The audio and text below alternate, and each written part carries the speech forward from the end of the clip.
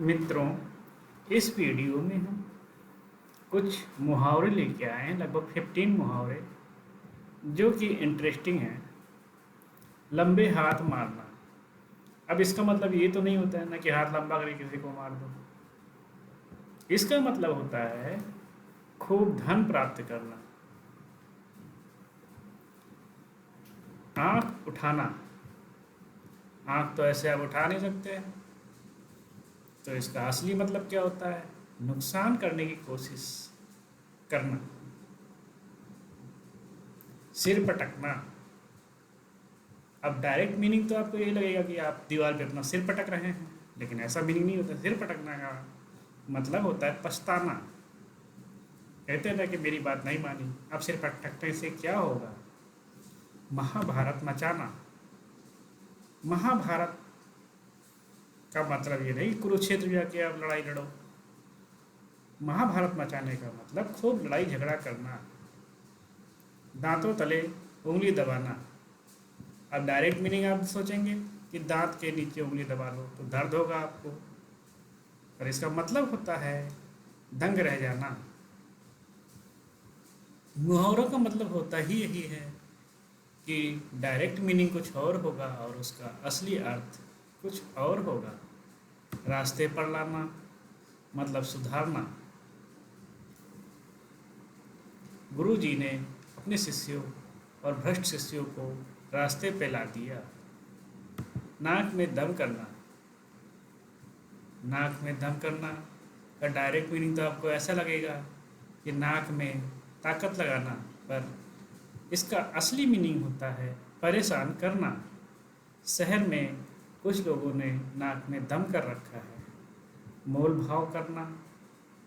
ये मीनिंग जो लिखा है समझ में भी आता है और इसका आप असली मीनिंग निकाल सकते हैं।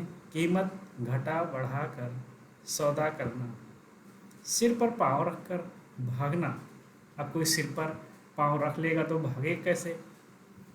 ये इसका मतलब मीनिंग नहीं होता है। जो डायरेक्ट लिखा है वो उसका डायरेक्ट मीनिंग नहीं है। इसका मतलब होता है बहुत तेज़ी से भागना। पुलिस को देखकर चोर सिर पर पाँव रखकर भागने लगे। मौत के मुंह में जाना। अब इसका डायरेक्ट मीनिंग तो यही लगता है कि कोई इंसान मौत के मुंह में जा रहा है, लेकिन ऐसा हरगिज नहीं है। इसका मतलब है जान जोखिम में डालना। कमर सीधी करना। अब कमर तो सीधी होती है, उसको सीधी कैसे करें? इसका मतलब होता है परिश्रम के बाद विश्राम लेने के देने पड़े। मतलब लाभ के स्थान पर हानि होना। बाग होना। अब इसका कोई बाग बगीचा नहीं मतलब होता है। इसका मतलब होता है बहुत खुश होना। हथेली पर सरसों जमाना।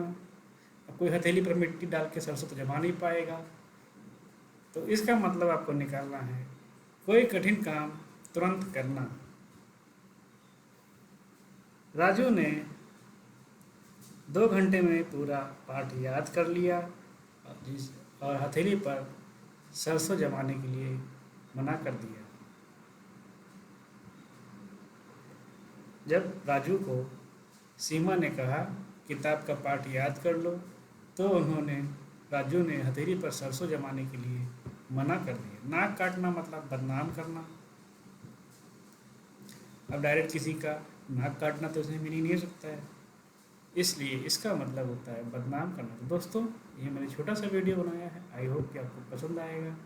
प्लीज़ लाइक शेयर सब्सक्राइब जरूर कीजिए। धन्यवाद।